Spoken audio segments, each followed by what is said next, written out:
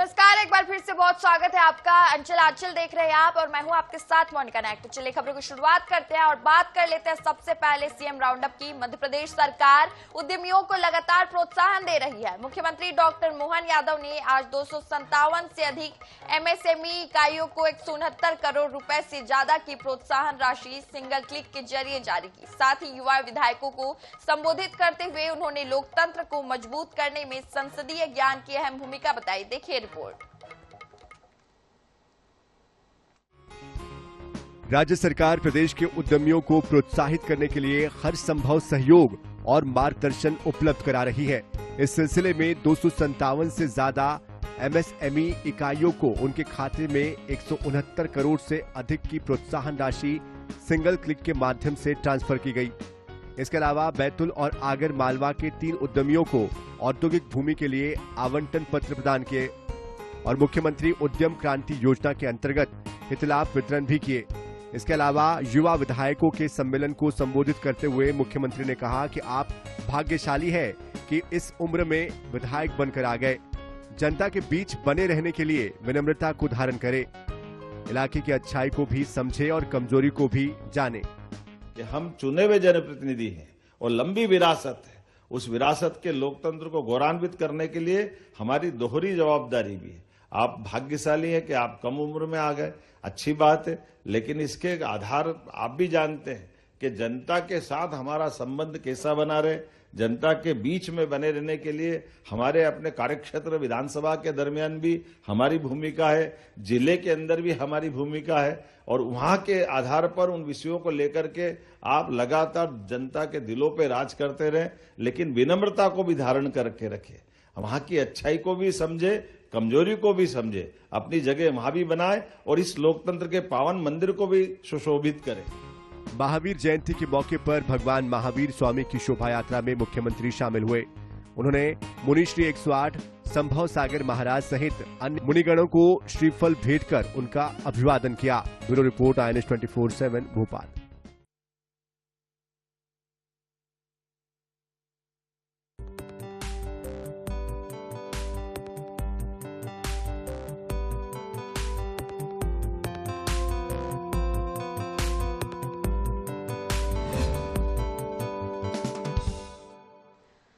वहीं ग्वालियर नगर निगम जहां विकास के नाम पर खेला जा रहा है भ्रष्टाचार का खेल, यहां ठेके नहीं बल्कि सेवा और सिस्टम के हिसाब से काम मिलते हैं। जिन जनप्रतिनिधियों को अपने शहर संवारने के लिए चुना वही अब सवालों के घेरे में है। आरोप है कि पार्षद अपने रिश्तेदारों और करीबियों के नाम पर ठेके लेकर मलाई काट रहे हैं और अब एक ठेकेदार और पार्षद के बीच हुई तीखी नोकझोंक ने इस पूरे खेल की परतें खोल दी है। देखिए रिपोर्ट।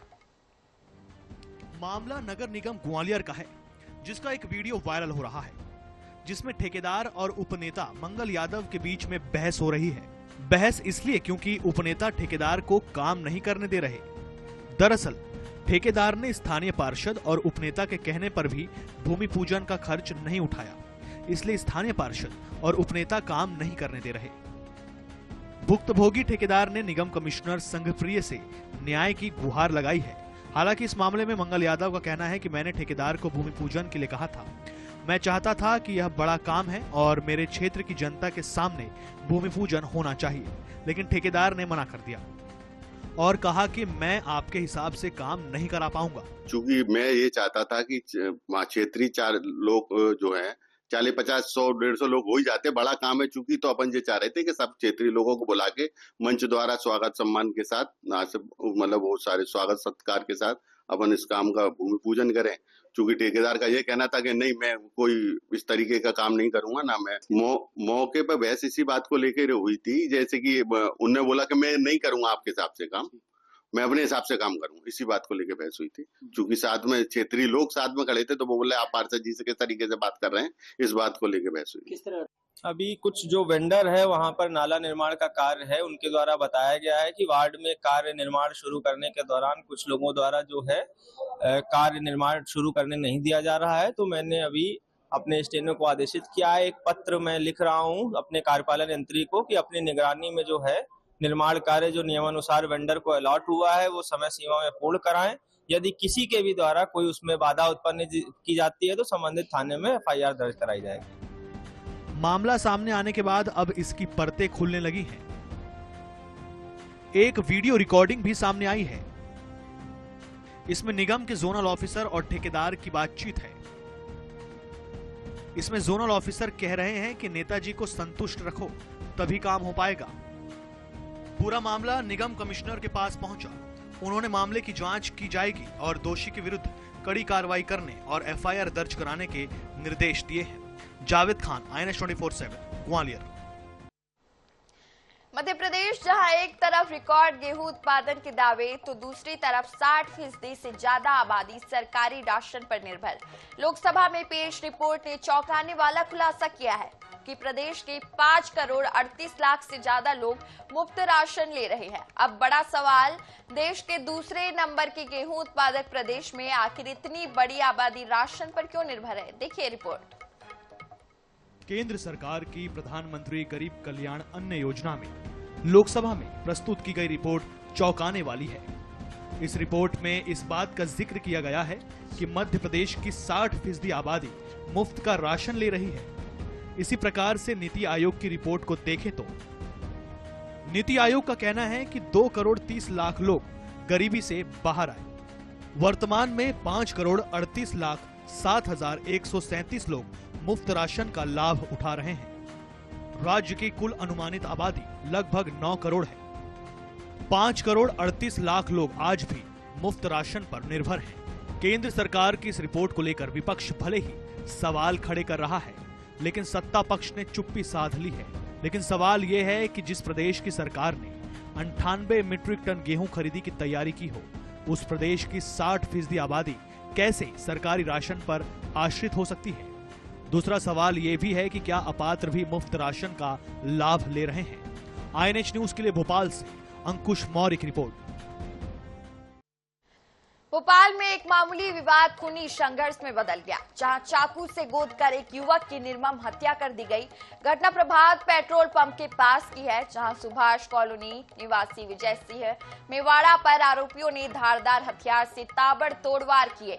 गंभीर हालत में उन्हें हमीदिया अस्पताल पहुंचाया गया, लेकिन इलाज के दौरान उन्होंने दम तोड़ दिया। घटना के बाद इलाके में भारी तनाव फैल गया। आक्रोशित लोगों ने अशोका गार्डन थाना का घेराव कर चक्का जाम किया और आरोपियों की गिरफ्तारी की मांग को लेकर हनुमान चालीसा का पाठ भी किया। पुलिस ने 2 आरोपियों को हिरासत में ले लिया है, जबकि एक आरोपी अभी भी फरार है। हालात को देखते हुए 4 थानों का पुलिस बल तैनात कर दिया गया है। अशोक गार्डन में हुई हत्या के बाद हिंदू संगठन अब धरने पर बैठे हुए हैं। तस्वीरें में दिखाना चाहूंगा पीछे की, देख सकते हैं कि अशोक गार्डन थाने के बाहर ये पूरा हुजूम जो है वो लगा हुआ है और लगातार यहाँ पर आरोपियों की गिरफ्तारी की मांग की जा रही है। दीपक मेवाड़ा नाम के व्यक्ति की हत्या हुई थी और उसके बाद जो आरोपी है वो फरार है और आरोपी जो इसमें बताए जा रहे हैं वो करीब 3 आरोपी हैं और उनके एक के नाम फरमान है और जो अन्य आरोपी है वो भी एक विशेष समुदाय से जुड़े हुए हैं। और यही वजह रही कि अब हिंदू संगठन के जो लोग हैं वो यहाँ पर धरना प्रदर्शन कर रहे हैं। पूरी तरह चक्का जाम यहाँ पे थाने के बाहर कर दिया गया है। आरोपियों की गिरफ्तारी को लेकर यहाँ पे उन्होंने पुलिस को एक समय सीमा दी है और कहा है कि अगर समय सीमा में रहते हुए आरोपियों की गिरफ्तारी नहीं होती है तो मामले में और भी ज्यादा उग्र प्रदर्शन किया जाएगा। फिलहाल थाने के बाहर जो है लॉ एंड ऑर्डर की स्थिति बिगड़ती देख भारी पुलिस बल जो है वो तैनात किया गया है। थाने की तस्वीर दिखाना चाहूंगा। तमाम जो अधिकारी हैं इस वक्त थाने के अंदर मौजूद हैं और पूरी स्थिति पर निगरानी रखे हुए हैं। साफ तौर पर यहाँ पे लोगों का कहना है कि जिस तरीके से हत्या का ये पूरी घटनाक्रम हुआ है, हत्या की वारदात हुई है, कहीं ना कहीं जो ये अपराध है वो काफी गंभीर है, क्योंकि देर रात पेट्रोल टैंक पर एक मामूली विवाद के बाद 3 लोगों ने विजय मेवाड़ा की हत्या कर दी थी, चाकू गोदकर हत्या कर दी और उसके बाद जो हिंदू संगठन के लोग हैं वो यहाँ पर प्रदर्शन करने के लिए पहुंचे हैं। मैं अंदर की तस्वीरें आपको दिखाना चाहूंगा किस तरीके से अंदर जो यहाँ पर जो धरना प्रदर्शन है उसको यहाँ पे किया जा रहा है। काफी बड़ी संख्या में जो संगठन के लोग हैं वो यहाँ पर इकट्ठे हुए हैं और कहीं ना कहीं कहा जा सकता है कि जिस तरीके से ये पूरी इस वारदात को अंजाम दिया गया है उसको लेकर यहाँ पे जो एक गुस्सा है वो यहाँ पर लोगों में साफ तौर तौर पर देखने को मिल रहा है। संगठन का साफ तौर पर कहना है कि जो फरार आरोपी है, जब तक वो गिरफ्तार नहीं हो जाते हैं तब तक उनका ये जो प्रदर्शन है वो जारी रहेगा। फिलहाल मामले को लेकर साफ तौर पर पुलिस का कहना है कि आरोपियों की तलाश की जा रही है और जल्द ही आरोपियों को गिरफ्तार कर लिया जाएगा। लेकिन कहीं ना कहीं जिस तरीके से इस पूरी वारदात को अंजाम दिया गया है, आरोपियों की अब तक नहीं हो पाई, क्योंकि इस मामले में कहा जा रहा है कि 2 आरोपियों को तो राउंड अप कर लिया गया है, लेकिन जो एक आरोपी है वो अभी भी फरार चल रहा है। भोपाल से INS न्यूज के लिए कैमरामैन सनी के साथ द्वार गुप्ता। रायगढ़ पुलिस के विशेष अभियान ऑपरेशन आघात के 2 माह में नशे के खिलाफ बड़ी कार्रवाई की गई। पुलिस ने 2845 लीटर अवैध शराब, 100 किलो गांजा और 2963 किलो अफीम जब्त किए, जिसकी कुल अनुमानित कीमत 4 करोड़ 50 लाख रुपए बताई जा रही है। इस दौरान 394 आरोपियों को गिरफ्तार किया। वहीं मादक पदार्थों के परिवहन में प्रयुक्त 24 वाहनों को भी जब्त किया गया है। 26 जनवरी से 26 मार्च तक जिले भर के अवैध शराब के 357 प्रकरण दर्ज कर 367 आरोपियों को गिरफ्तार किया गया और 2845 लीटर देसी, अंग्रेजी और महुआ शराब जब्त की गई और 139 प्रकरणों में 149 आरोपियों को न्यायिक रिमांड पर जेल भेजा गया। 2612 लीटर महुआ शराब जब्त की गई। वहीं 16 मादक पदार्थ प्रकरण में 27 गांजा तस्करों को गिरफ्तार किया गया और उनके कब्जे से 100 किलो से अधिक गांजा जब्त किया गया, जिसकी कीमत 25,50,000 रुपए है। 7 आरोपियों को जिले में अवैध अफीम खेती मामले में गिरफ्तार किया। 4 प्रकरण में 2963 किलो अवैध अफीम पौधे जब्त किए गए। बाजार कीमत 4 करोड़ 18 लाख रुपए आकी गई है।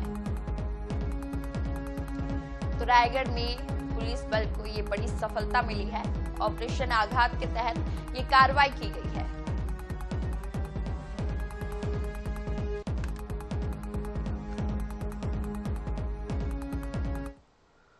रायगढ़ पुलिस के द्वारा नशे के खिलाफ जो अभियान चलाया गया है ऑपरेशन आघात के तहत, उसमें लगातार कार्रवाई कर रहे हैं और 2 माह कंप्लीट होने के बाद पुलिस ने अब तक 2845 लीटर शराब पकड़ा है, 100 केजी गांजा और 2963 केजी अफीम पौधे सहित पकड़ा गया है, जिसमें 139 प्रकरण 34 लोग के थे, जिसमें 149 लोगों को शराब बेचने के प्रकरण में जेल भेजा गया है। इन दिनों गैस सिलेंडर को लेकर बढ़ती कीमतों और किल्लत की चर्चाओं के बीच अब सिलेंडर चोरी की घटनाएं भी सामने आने लगी है। नागदा के राजीव कॉलोनी इलाके में दिन दहाड़े गैस सिलेंडर चोरी की वारदात सामने आई। पीड़ित के मुताबिक दोपहर में सिलेंडर घर पहुंचा था। कुछ ही देर बाद अज्ञात युवक मौका देखकर कमरे से सिलेंडर उठाकर ले गया। उस समय परिवार के लोग पहली मंजिल पर थे। बाद में सीसीटीवी फुटेज में साफ दिखा कि एक युवक सिलेंडर लेकर बाहर निकला और साथी के साथ बाइक पर रखकर फरार हो गया। करीब 2 घंटे बाद परिजनों को घटना का पता चला, जिसके बाद पुलिस में शिकायत दर्ज कराई गई। फुटेज के आधार पर पुलिस आरोपियों की तलाश कर रही है।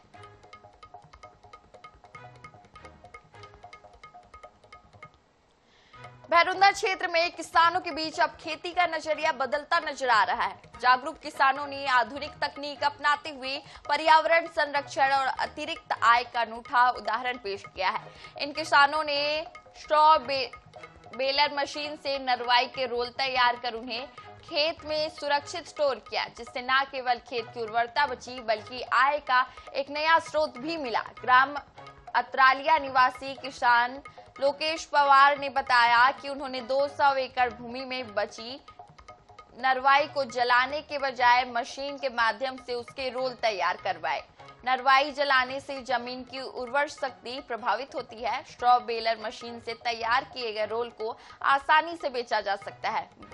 बुधनी स्थित वर्धमान फैक्ट्री नरवाई के बंडलों को 200 से 300 रुपए प्रति क्विंटल की दर से खरीद रही है।